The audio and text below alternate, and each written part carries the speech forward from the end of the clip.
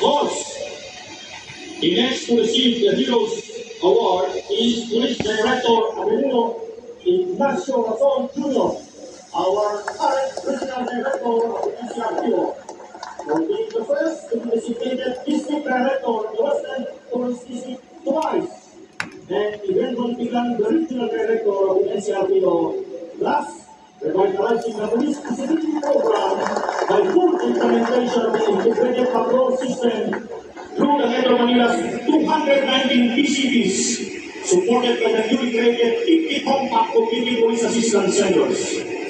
Next to receive the award is Police Director Vicente G. Minarao, the Director of the Bureau of Operations. For being the first WPD officer to be appointed as Director of the Bureau of Operations for 2 times.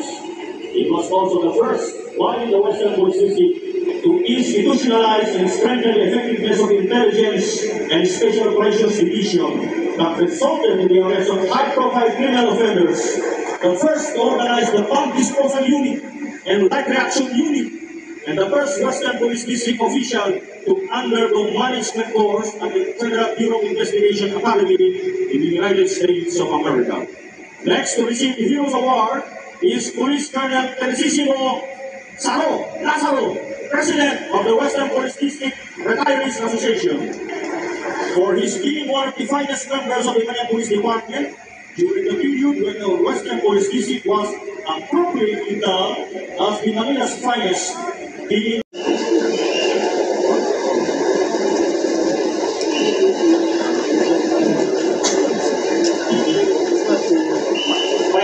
and for those the Deputy District Director for Operations.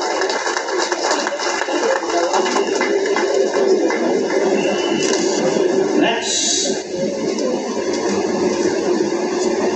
the Junior Staff Officer of the Year, Police Superintendent Edgar Danao, the District Intelligence and Investigation Division Chief. The Senior Police Officer of the Year, Police Superintendent Coy Empo, and Police Superintendent Marcelino Del Pedroso, Chief Cebu and Malate Police Station respectively. The Junior Police Officer of the Year goes to Police Senior Inspector Wilfredo Estrella, the current Chief of the District Mobile Patrol Unit, and Police Senior Inspector Joselito P. Santa Teresa, the District Police Intelligence Unit Head. The Police Community Relations Officer of the Year is Police Senior Inspector V. Ragas of the Santa Mesa Police Station, current Station Commander of Station Number 3. PCP Commander of the Year, Police Chief Inspector Cesar C. Victorino from Mesic Police Station. Police Community President of the Year, Admin PC of the Year. Police Community President of the Year is the Barbosa Police Community President of the Station Number 3. And the award is to be given to Police Chief Inspector Jose J. Asayo. Admin PC of the Year, Police Superintendent Antonio B. Militar, the Chief of District Personnel and Human Resource Development Division. Admin PNC of the Year goes to Theodore Jacqueline Ta, Deputy District Director for Administration.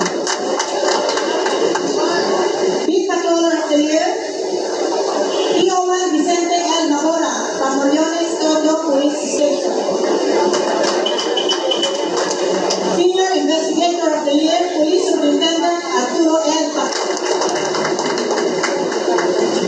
The Policewoman of the Year, PNCO category, SPO1 Divina Gracia Arevalo of the Jose Abad Santos Police Station, Station Number 7.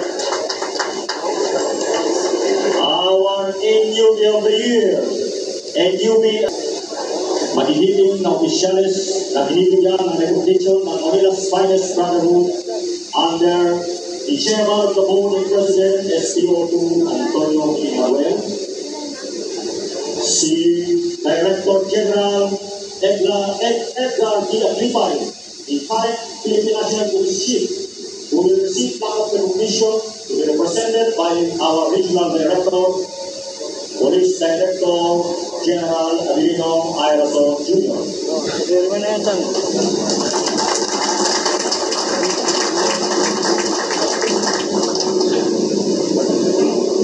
Of course, di natin makakalimutan din ang ating Director Abilino Ignacio Rason Jr., Regional Director of the NCRPO, who will also receive a plaque of recognition from Manila's finest brotherhood representative.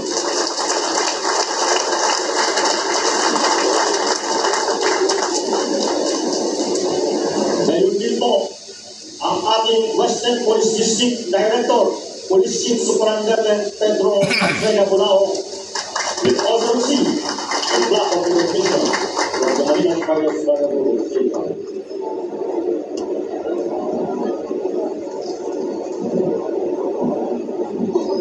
The plaque of appreciation also goes for Police Inspector Vicente Velaro, SPO for Emerito Evangelista, SPO for Francisco Velasco, SPO for Arnel Abines, Timothy Alfredo Alotro.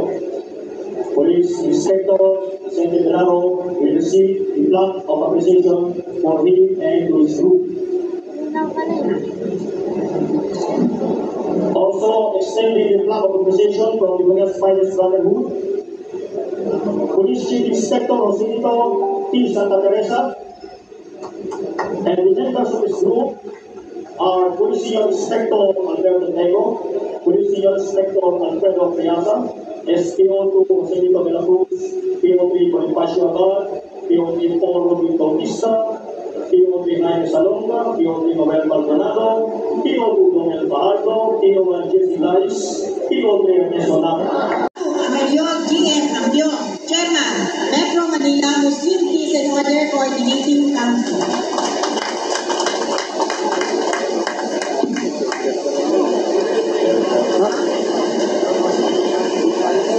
Mr. Micah R. Umali, Police Trappers, Cabalita Civico. Mr. Andre, Mrs. Benju Tamayo, President, Junelco Foundation.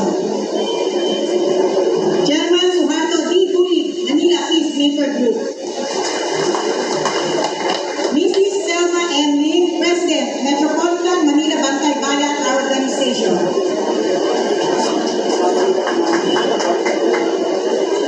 Mr. Amador A. Cordes, Chapter President, Citizens Anti-Crime Assistance Group.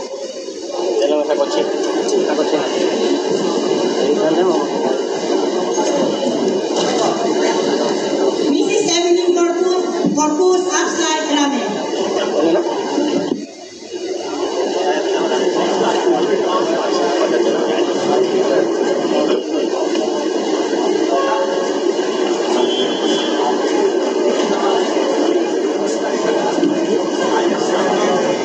Pastor Rogelio B. Umali, President, Council of Community of Elders of PSC. Siya po ang Presidente ng Council of Elders sa Santa Cruz Police Station. Mr. Pilario L. Cruz, Board Member, Council of Elders, PSC.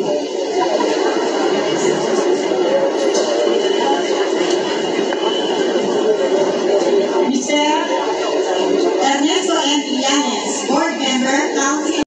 Ang Chief of Staff ng Western Police District, Senior Superintendent Ernesto Ibal ng District Special Project Unit, Special Operations Group ng City Hall.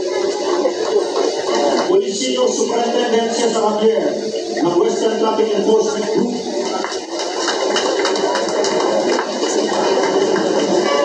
Police Senior Superintendent Elmer Hamias. Superintendent Chiburico Perez ng Community Relations Division. Superintendent Herminio Bukaw, ang ating Finance Officer. Superintendent Rodolfo Yorka ng District Natali. Superintendent Angelito Santanina, ang bossing dito sa headquarters sa complex. Superintendent Juanito A. Calugan ng Detective Team Patrol Group. Superintendent Filipo Villagrera, Santa Ana Police Station Station Commander. Superintendent Rolando Miranda, Detection Unit, Inspector Alfredo Opriasa, ng DPIU. Also, Senior Inspector Alberto Peco, ng DPIU. Senior Inspector Leopoldo Pangilinan, ng Criminal Investigation Detection Unit. Senior Inspector Rizalindo Morales, ng Basic Police Station, Police Assistant Section. Also, Inspector Edna Reyes, ng PALIS. Inspector Shirley Warley, ng Legal Security Section. Inspector Special Reaction Unit. Police Inspector Carlito Luis Alvar, District Special Reaction Unit.